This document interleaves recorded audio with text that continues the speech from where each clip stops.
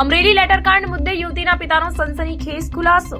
છોકરીના પિતાનું સ્ફોટક નિવેદન સામે આવ્યું છે। મને વિડીયો બનાવવા કહેવામાં આવ્યું હતું, તમે તરફેણમાં વિડીયો બનાવો એટલે તમારી છોકરીને જામીન મળી જશે, તેમ દીકરીના પિતાએ જણાવ્યું।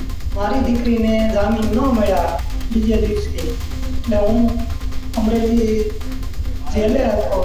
ત્યાં મને જાણે વ્યક્તિનો ફોન આવ્યો કે ભાઈ તમે ચિત્તલ રોડે આવો। ત્યાં હું ગયો એટલે ત્યાં 4-5 વ્યક્તિ બેઠી હતી। ત્યાં મને કહેવામાં આવ્યું કે ભાઈ અમે કહીએ એમ તમે કહો એટલે તમને જામીન મળી જશે।